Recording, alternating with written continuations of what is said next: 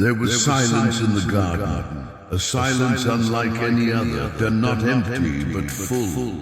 The air was heavy with light and breath, and the sound of peace had no beginning and no end. But every silence eventually meets a voice, and this time it was not the voice of God. Genesis chapter 3. Now the serpent was more subtle than any beast of the field which the Lord God had made.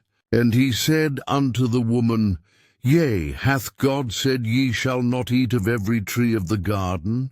And the woman said unto the serpent, We may eat of the fruit of the trees of the garden, but of the fruit of the tree which is in the midst of the garden, God hath said, Ye shall not eat of it, neither shall ye touch it, lest ye die. And the serpent said unto the woman, Ye shall not surely die. For God doth know that in the day ye eat thereof, then your eyes shall be opened, and ye shall be as gods, knowing good and evil.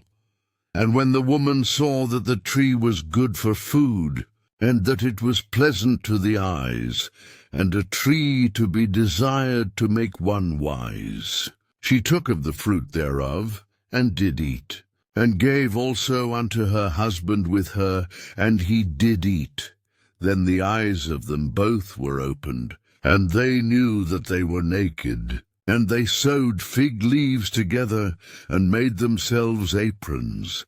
And they heard the voice of the Lord God walking in the garden in the cool of the day.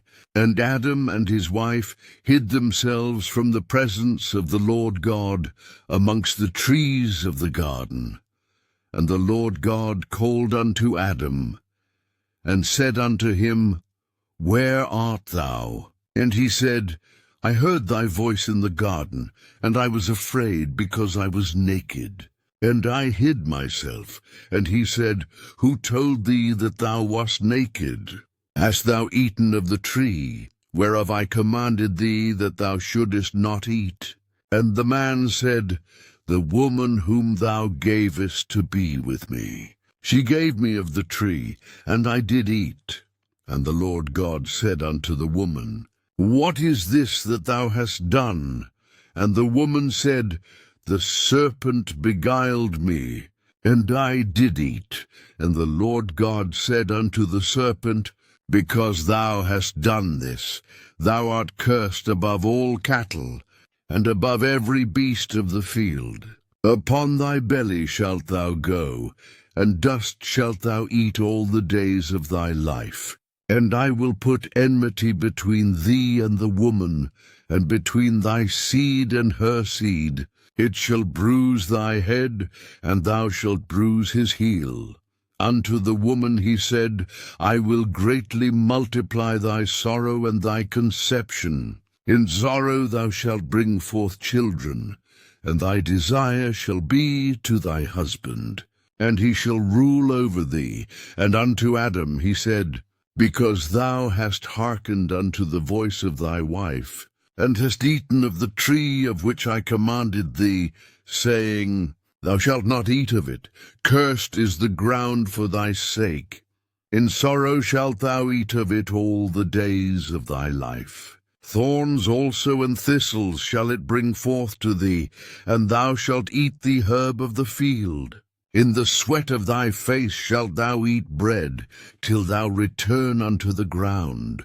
For out of it wast thou taken, for dust thou art, and unto dust shalt thou return.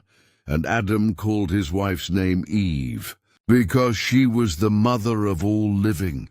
Unto Adam also and to his wife did the Lord God make coats of skins, and clothe them. And the Lord God said, Behold, the man is become as one of us to know good and evil. And now, lest he put forth his hand, and take also of the tree of life, and eat, and live forever. Therefore the Lord God sent him forth from the Garden of Eden, to till the ground from whence he was taken. So he drove out the man, And he placed at the east of the Garden of Eden cherubims, and a flaming sword which turned every way, to keep the way of the tree of life. And so it began, the story of distance, man walking away from the voice that once breathed life into him. Paradise was lost, and silence changed its tone forever. Yet even here, in the exile of the soul, the voice of God still echoes through the dust. It waits for the day when the word will return. This was when God spoke.